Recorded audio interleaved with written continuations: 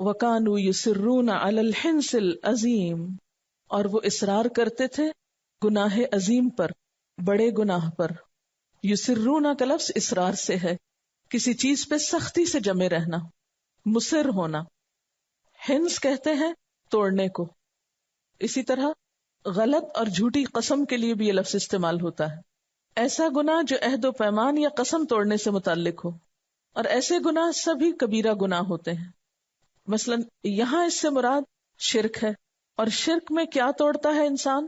وعدہ الست، کیونکہ اللہ تعالیٰ نے بندوں سے وعدہ لیا تھا نا کہ الستو بربکم، تو سب نے کہا تھا بلا، اور دنیا میں آ کر اس عہد پہ قائم نہ رہے. اسی طرح پیغمبروں کو جھٹلانا بھی کبیرہ گناہ ہے. کس طرح کہ اس میں بھی عہد شکنی ہے. ہر پیغمبر نے بعد والے پیغمبر پر ایمان لانے کے لیے کہا، اور ایک پیغمبر کو جھٹلانا سب کا جھٹلانا ہو گیا، عہد توڑنا ہو گیا. وَكَانُوا يَقُولُونَ، اور وہ کہا کرتے تھے، اَإِذَا مِتْنَا وَكُنَّا تُرَابًا، کیا بھلا جب ہم مر جائیں گے اور مٹی ہو جائیں گے اور ہڈیاں ہو جائیں گے، أَإِنَّا لَمَبْعُوثُونَ، تو کیا بے شک ہم دوبارہ اٹھا کھڑے کیے جائیں گے، پھر پیدا کیے جائیں گے. أَوَآبَاؤُنَا الْأَوَّلُونَ، کیا ہمارے پہلے باپ دادا بھی اٹھائے جائیں گے، یعنی جو پہلے گزر چکے. قل، آپ کہہ دیجئے، ان الاولین والآخرین، کہ بے شک پہلے اور پچھلے، لمجموعون، البتہ جمع کیے جانے والے ہیں، الی میقات یوم معلوم، ایک مقرر دن کے وقت پر، یعنی قیامت کے دن پر سب کو اکٹھا کیا جائے گا. ایک وعدے کا وقت اور وعدہ گاہ ہے سب کی. ثم انکم ایھا الضالون المکذبون، پھر یقیناً تم اے گمراہو جھٹلانے والو، لآکلون من شجر من زقوم، البتہ کھانے والے ہوگے زقوم کے درخت میں سے، فمالئون منہ البطون، پھر بھرنے والے ہوگے اس سے پیٹوں کو، یعنی بھوک کی شدت کی وجہ سے زقوم کے درخت سے ہی پیٹ بھر لوگے، حالانکہ وہ انتہائی بد ذائقہ تلخ درخت کا کھانا ہے. لیکن جب بھوک لگے گی تو وہ بھی شکر کر کے کھا لیں گے. دنیا میں آپ دیکھیں کہ ذرا مرضی کا کھانا نہ ہو تو ہم کتنے نخرے کرتے ہیں، اور پھر اس کے بعد کتنی حجتیں کرتے ہیں. جب کھانا ہی صحیح نہیں ملتا تو پھر کام کیا کرنا ہے. یعنی ذرا مرضی کے خلاف چیز ہو جائے تو ہم سب کچھ بھول جاتے ہیں، ہر عہد توڑنے پہ تیار ہو جاتے ہیں، سارے اللہ اور بندوں سے کیے ہوئے عہد توڑ ڈالتے ہیں. لیکن یہ بھول جاتے ہیں کہ دنیا میں اچھے کھانوں کی چاہت یا اشتہا یا خواہش کہیں ایسا نہ ہو کہ ایسی غافل کر دے کہ بدلے میں کچھ اور کھانا پڑے. تو جو زقوم سے بچنا چاہتا ہے وہ دنیا میں روکھی سوکھی کھا کر بھی اللہ کی اطاعت پر جمع رہتا ہے. فشاربون علیہ من الحمیم، پھر پینے والے ہیں اس پر کھولتے ہوئے پانی سے، یعنی زقوم کھا کے جب پیاس لگے گی تو ابلتا پانی گھٹ گھٹ پی جائیں گے تو اندر جا کے وہ کیا گڑگڑاہٹ کرے گا، کیسے کیسے ابال آئیں گے، کیسی کیسی پیٹ درد ہوگی. پھر ایک تو زقوم کا زہر کھائے انسان اور اوپر سے ابلتا پانی پیے تو اندر جا کے ہر چیز کو گلا نہ دے. وہ اذیت اور تکلیف اور ٹارچر کی انتہا نظر آتی یہاں اگر کوئی محسوس کر سکے. اور جس کو یہ محسوس ہو وہ ہر حرام کھانے سے بچ جائے، وہ کبھی بھی حرام کی طرف ہاتھ نہ بڑھائے.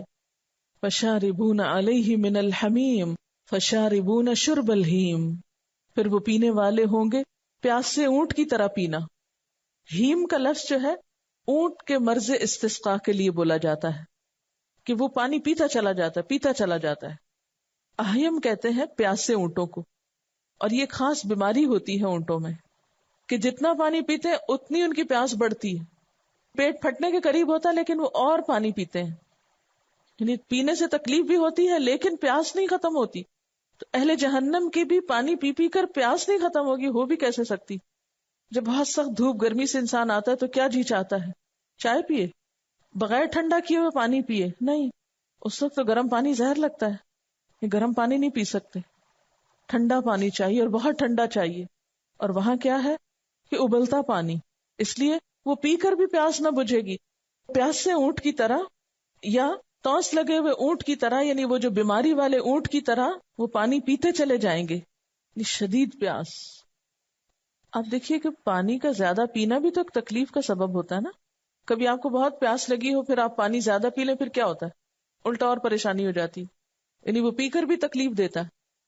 یہاں کوئی ٹیسٹ نہیں، کوئی ٹھنڈک نہیں اس میں، لیکن پیاس اتنی شدت کی ہوگی، یعنی یہ پیاس بھی ایک عذاب ہوگا جو بجھنے کا نام نہ لے گی. اور پھر پانی کی کثرت ایک اور عذاب ہوگا، یعنی زیادہ پینا اس کا اور مصیبت کا سبب ہوگا. ھذا نزلہم یوم الدین، یہ ان کی مہمانی ہے جزا سزا کے دن میں، قیامت کے دن.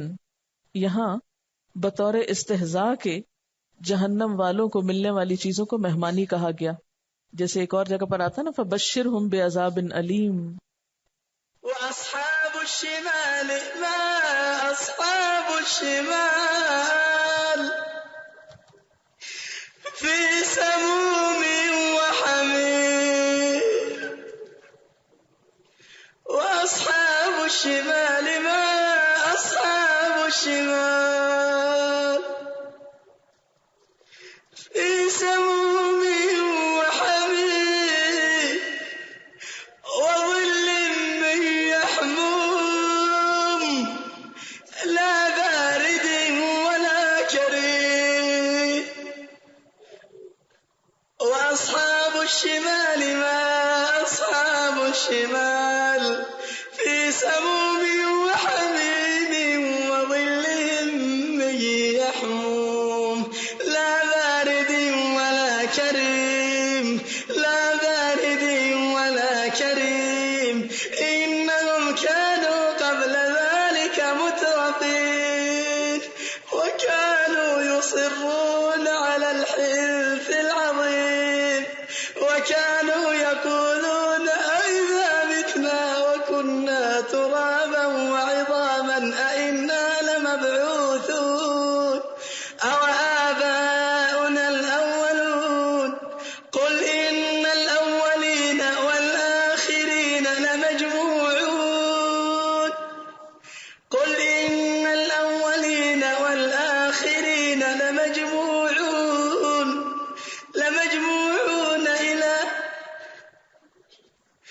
لَمَجْمُوعُونَ إِلَى مِيقَاتِ يَوْمٍ مَّعْلُومٍ.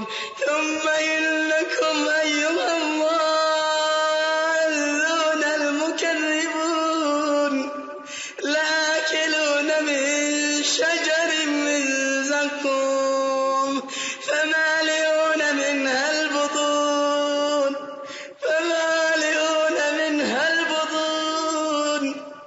فَشَارِبُونَ عَلَيْهِ مِنَ الْحَمِيمِ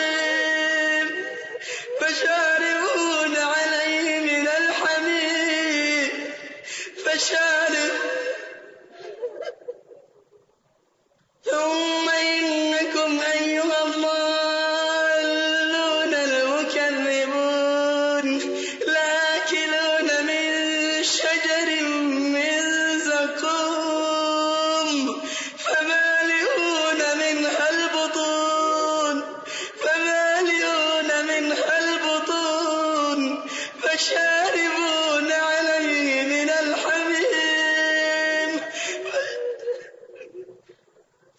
فَشَارِبُونَ عَلَيْهِ مِنَ الْحَمِيمِ فَشَارِبُونَ شُرْبَ الْهِيمِ. هَذَا نُزُلُهُمْ يَوْمَ الدِّينِ. نحن خلقناکم فلولا تصدقون، ہم نے تمہیں پیدا کیا ہے پھر کیوں تصدیق نہیں کرتے، کیوں نہیں مان جاتے، یقین کیوں نہیں کر لیتے. افرأیتم ما تمنون، کیا پھر دیکھا تم نے، غور کیا تم نے، جو نطفہ تم ٹپکاتے ہو. اانتم تخلقونہ، کیا تم اس کو تخلیق کرتے ہو، ام نحن الخالقون، یا اس کے بنانے والے ہم ہیں. یعنی بچے کی تخلیق کون کرنے والا ہے، اس میں انسان کی کیا قدرت ہے، کیا کمال ہے. نطفہ ٹپکانے کی حد تک تو تمہارا اختیار ہے، لیکن اس کے بعد نہ کوئی اختیار مرد کو ہے نہ عورت کو، نہ دنیا کی کسی اور طاقت کو کہ وہ اس سے استقرار حمل کر سکے. اور پھر اس کے بعد یہ فیصلہ کون کرتا ہے کہ اس سے لڑکی پیدا ہوگی یا لڑکا پیدا ہوگا، اس کا رنگ کیا ہوگا، اس کی شکل کیا ہوگی، اس کے نقوش کیسے ہوں گے، اس کی عمر کیا ہوگی، اس کا وزن کتنا ہوگا. اس کی صفات کیا ہوگی، وہ دیکھنے والا ہوگا یا سننے والا یا بولنے والا، وہ ذہین ہوگا یا کن ذہن ہوگا، یہ سب کچھ کس کے اختیار میں ہے؟ یہ سب کچھ کون بناتا ہے؟ اَأَنتُمْ تَخْلُقُونَهُ، کیا تم اس کو پیدا کرتے ہو؟ ام نحن الخالقون، نحن قدرنا بینکم الموت، جس طرح تمہاری زندگی ہمارے ہاتھ میں ہے، موت بھی ہمارے ہاتھ میں ہے. ہم نے تمہارے درمیان موت کو تقسیم کیا ہے، یعنی ہر شخص کی موت کا وقت اللہ تعالیٰ کی طرف سے مقرر کردہ ہے، کوئی بھی اس سے آگے نہیں بڑھ سکتا. وہ جس کو جب چاہے موت دیتا ہے. ایک سپرم اور ایگ کے ملاپ کے وقت بھی کتنے بے شمار لاکھوں سپرمز ہوتے ہیں جو ختم ہو جاتے ہیں، جن کے اندر زندگی نہیں رہتی. اسی طرح عورت کے ایگز میں سے بھی صرف ایک ہی عموماً تخلیق کے کام میں آتا ہے اور باقی ختم ہو جاتے ہیں. اسی طرح بعض اوقات ایک جنین اپنی زندگی کے بالکل ابتدائی وقت میں ہی، ابتدائی حصے میں ہی ختم ہو جاتا ہے، گر جاتا ہے، یعنی تھوڑے ہی عرصے کا فیٹس جو ہے وہ ختم ہو جاتا ہے. بعض اوقات چند ہفتوں کا، بعض اوقات چند مہینوں کا، بعض اوقات ماں کے پیٹ میں ہی بچہ مر جاتا ہے، کبھی پیدا ہوتے ہی مر جاتا ہے، کبھی بچپن میں مر جاتا ہے، کبھی جوانی تک پہنچتا ہے، کبھی بڑھاپے تک، کئی سال بڑھاپے میں بستر پہ ایڑیاں رگڑ رگڑ کے مرتا ہے. یہ موت کا وقت کس نے لکھا؟ یہ کون تقسیم کرتا ہے؟ یعنی موت کا آنا تو ایک اٹل حقیقت ہے، لیکن اس کا وقت مقرر کرنا، اس کا اندازہ کرنا، یہ سب کچھ کس کے ہاتھ میں ہے، کس کے اختیار میں ہے؟ تو جب پیدا ہم نے کیا، موت ہمارے ہاتھ میں ہے، تو پھر ڈرتے کیوں نہیں ہو؟ رجوع کیوں نہیں کر لیتے؟ اطاعت کیوں نہیں کر لیتے؟ وما نحن بمسبوقین، اور نہیں ہے ہم ہارنے والے، نہیں ہے ہم مغلوب کیے جانے والے، کوئی ہم سے آگے نہیں بڑھ سکتا. علی ان نبدل امثالکم، کہ ہم تمہاری شکلیں بدل ڈالیں. وننشئکم فیما لا تعلمون، اور کسی ایسی شکل میں تمہیں پیدا کر دیں جس کو تم جانتے نہیں ہو. پیدا ہم نے کیا، موت کو تقسیم ہم نے کیا، اور ہم اس سے عاجز نہیں کہ تمہاری شکلیں بدل دیں اور تمہیں ایسی شکل میں پیدا کر دیں جس کو تم جانتے ہی نہیں ہو. یعنی شکلیں بدل دیں، یعنی انسان سے جانور بنا دیں، بندر اور خنزیر بنا دیں، یا کسی اور مخلوق کی شکل میں پیدا کر دیں. اور آپ نے دیکھا ہوگا کہ بہت سے بچے دنیا میں آنے پر انسانی شکل سے زیادہ بعض اوقات حیوانی شکل رکھتے ہیں. ایسی ایسی خوفناک شکلیں ہوتی ہیں کہ انسان بعض اوقات دیکھ نہیں پاتا، نگاہ نہیں ٹھہرتی. یہ سب کچھ بھی کون کرتا ہے؟ اللہ ہی کرتا ہے. وَلَقَدْ عَلِمْتُمُ النَّشْأَةَ الْأُولَىٰ فَلَوْلَا تَذَكَّرُونَ، تم اپنی پہلی پیدائش کو جانتے ہو، اپنے وجود کو دیکھو، پھر سبق کیوں نہیں لیتے؟ کیوں نہیں مان جاتے کہ جس رب نے پہلی دفعہ پیدا کیا ہے وہ دوسری دفعہ بھی پیدا کر سکتا ہے؟ أَفَرَأَيْتُمْ مَا تَحْرُثُونَ، کیا تم نے غور کیا کہ جو بیج تم بوتے ہو، جو کھیتی تم لگاتے ہو، أَأَنتُمْ تَزْرَعُونَهُ، کیا تم اس کھیتی کو اگاتے ہو، ام نحن الزارعون، یا ہم اگانے والے ہیں؟ یعنی زمین میں جو بیج تم ڈالتے ہو اور اس سے جو پودا نکلتا ہے، ایک بے جان بیج جس طرح زمین کو پھاڑ کے باہر آتا ہے، یہ سب کچھ کون کرتا ہے؟ جس طرح ماں کے پیٹ میں ایک بیج سے بچہ بنتا ہے، اسی طرح زمین کے پیٹ میں ایک بیج ڈالنے سے ایک پودا اگتا ہے. یہ کس کا کام ہے؟ تم تو صرف بیج ڈالتے ہو، اس کے بعد زمین کے پیٹ میں اندھیروں میں جو تخلیقی عمل ہوتا ہے وہ کون کرتا ہے؟ پھر اس نازک سی کمپل کو کون سکھاتا ہے کہ سخت سے سخت زمین کو پھاڑ کے باہر نکل آئے؟ اس کے اندر یہ زور کون ڈالتا ہے؟ اس کو راہ کون دکھاتا ہے؟ پھر وہ پھلنے پھولنے کا طریقہ اسے کون بتاتا ہے؟ أَأَنتُمْ تَزْرَعُونَهُ أَمْ نَحْنُ الزَّارِعُونَ لَوْ نَشَاءُ لَجَعَلْنَاهُ حُطَامًا، اگر ہم چاہیں تو اس کو ریزہ ریزہ کر دیں. فَظَلْتُمْ تَفَكَّهُونَ، اور تم باتیں بناتے رہ جاؤ.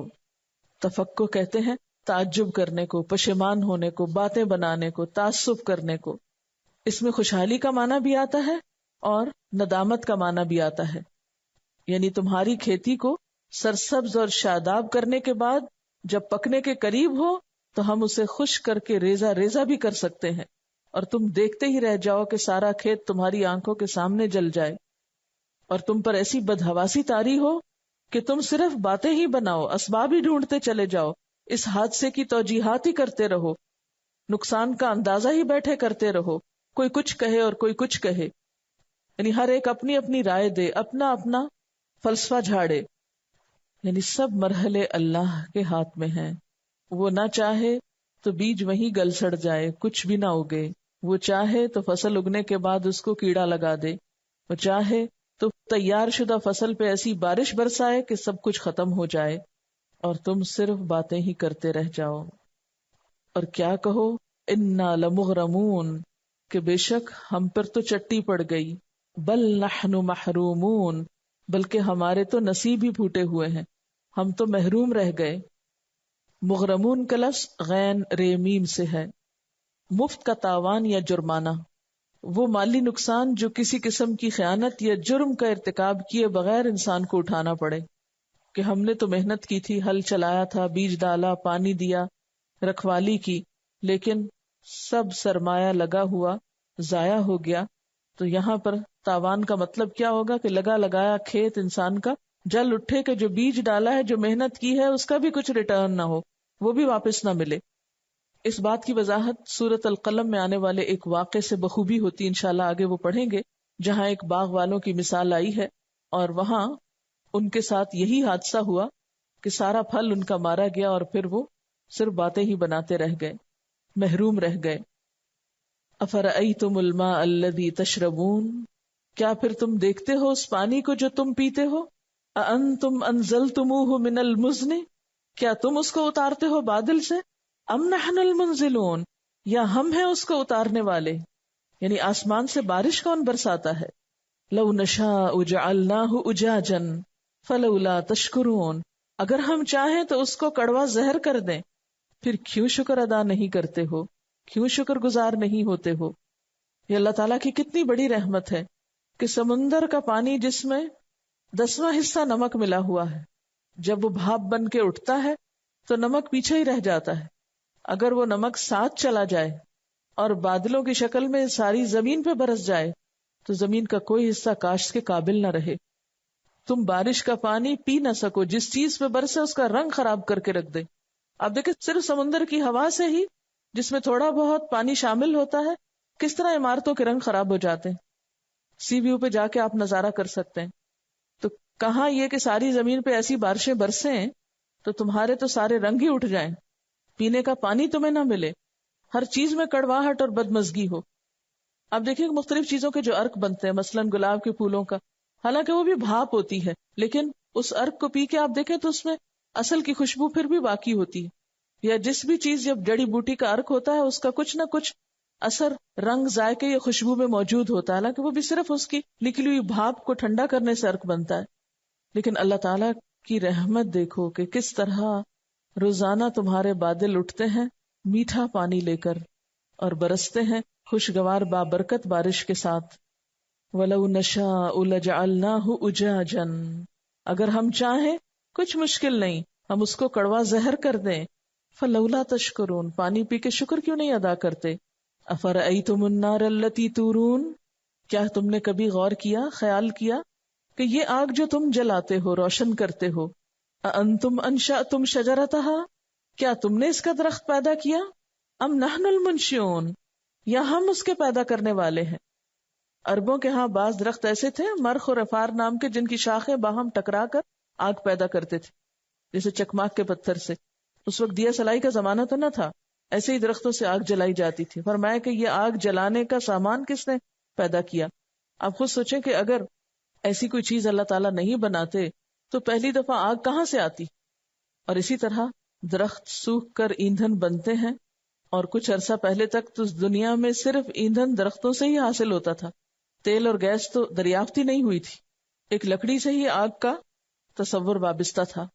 افرأیتم النار التی تورون، کیا تم نے غور کیا کہ یہ آگ جو تم سلگاتے ہو، اانتم انشأتم شجرتہا، کیا تم نے اس کے درخت کو اگایا، ام نحن المنشئون، یا ہم ہیں اگانے والے. نحن جعلناہا تذکرۃ، ہم نے اس کو یاد دہانی کا ذریعہ بنا دیا. یعنی یہ آگ جو ہے اس میں بے شمار فائدے پائے جاتے ہیں. بہت سی چیزوں کی تیاری میں آگ ہی کام آتی ہے. اگر آگ نہ ہوتی تو تم کچھ بھی کام نہ کر پاتے. اور انسان ہی وہ واحد مخلوق ہے اس زمین پر جو آگ سے کام لے رہی. جانور بیچارے تو آگ پہ اپنا کھانا نہیں پکاتے، ان کو تو آگ سے کوئی غرض نہیں. نہ وہ سردیوں میں اس کو جلا کے سینکتے ہیں، نہ ہی انہیں جنگل میں رہنے کے لیے آگ جلا کے روشنی کرنے کی ضرورت ہوتی. یہ سب کچھ انسان ہی کی ضروریات میں سے ہے. نحن جعلناها تذکرۃ، اس آگ کو ہم نے تمہارے لیے ایک نشانی بنا دیا، یاد دہانی کا ذریعہ بنا دیا. اور یہ آگ ہمیں آخرت کی یاد بھی دلاتی ہے، جہنم کی آگ بھی یاد کراتی ہے. وَمَتَاعًا لِلْمُقْوِينَ، اور مسافروں کے لیے. مقوین، مقوی کی جمع صحرا نشین، مسافر، ان کے لیے ہم نے اس کو فائدے کی چیز بنایا. متاعًا یعنی جو لوگ دنیا میں ادھر سے ادھر جاتے ہیں، یعنی پہلے زمانے میں جیسے کہ زیادہ تر سفر زمینی ہوتا تھا تو پکی ہوئی چیزیں ساتھ رکھ کے نہیں جا سکتے تھے کہ کھانا گھر سے ہی پیک کر کے لے جائیں، یا ریسٹورینٹس وغیرہ بھی نہیں ہوتے تھے. تو عموماً مسافر لوگ جہاں کہیں پڑاؤ ڈالتے وہاں جنگل سے لکڑیاں چن کے لاتے اور آگ سلگا کر کھانا تیار کرتے. فرمایا کہ اس آگ کو ہم نے تمہارے لیے یاد دہانی کا ذریعہ بھی بنایا اور مسافروں کے لیے بھی فائدے کی چیز بنایا. اور اب تک آپ دیکھیں کہ جب بھی کبھی کیمپنگ ہوتی ہے یا لوگ تفریح وغیرہ کے لیے نکلتے ہیں تو عموماً جو آگ وغیرہ جلائی جاتی وہ لکڑیوں ہی کی ہوتی، کیونکہ وہی زیادہ کنوینئنٹ ہوتی ہے جنگل وغیرہ میں. ان ساری نعمتوں کو پا کر کتنے سوال ہیں. ان سب چیزوں پر اگر آپ غور کریں اور لوگوں کو کرنا سکھائیں تو یقیناً لوگوں کے سر شکر سے جھک جائیں. ان آیات میں بہت بہترین درس ہو سکتا ہے. ایک ایک چیز کے خصائص آپ بتائیں. یہ سب کچھ کون کرتا ہے؟ ایکسپلین کرتے جائیں اور پھر لوگوں سے پوچھیں یہ خود کیسے ہو سکتا ہے. یہ عاجز کر دینے والے سوال ہیں. ایک ایک اہم چیز، آگ، پانی، زراعت، انسان کی تخلیق اور موت، یہ سب کچھ لوازمات زندگی میں سے ہیں. جب مان جاؤ کہ یہ سب کچھ اللہ نے پیدا کیا ہے تو پھر ایک ہی راستہ ہے، اور وہ کیا؟ فسبح بسم ربک العظیم، پس تسبیح کیجیے اپنے رب عظیم کے نام کی. یعنی پھر اسی کا حق بنتا ہے کہ اس کو یاد کیا جائے، اس کی تعریف بیان کی جائے، اس کا ذکر کیا جائے، اس کا نام لیا جائے. اور دوسرا معنی کہ اگر یہ لوگ نہیں بھی مانتے تو نہ مانیں، لیکن آپ اپنے رب کی تسبیح کرتے رہیں جس نے یہ ساری چیزیں بنائی ہیں. فسبح بسم ربک العظیم، پس تسبیح بیان کیجیے اپنے رب عظیم کے نام کی یا اس کے نام کے ساتھ. یہاں پر تسبیح کرنے کو کیوں کہا جا رہا ہے؟ ان تمام نعمتوں کی وجہ سے جن کی یاد دہانی پچھلی آیات میں کروائی گئی. انسان سے مختلف سوالات کیے گئے کہ وہ تمام چیزیں جن پر تمہاری زندگی کا انحصار ہے وہ سب کچھ تم کہاں سے حاصل کرتے ہو؟ جس رب کا دیا ہوا کھاتے ہو اسی کی خوبی بیان کرو، اسی کی پاکیزگی بیان کرو، اسی کا نام لیا کرو، اسی کو یاد کیا کرو. وآخر دعوانا ان الحمد للہ رب العالمین. سبحانک اللہم وبحمدک نشہد ان لا الہ الا انت نستغفرک ونتوب الیک. والسلام علیکم ورحمۃ اللہ وبرکاتہ.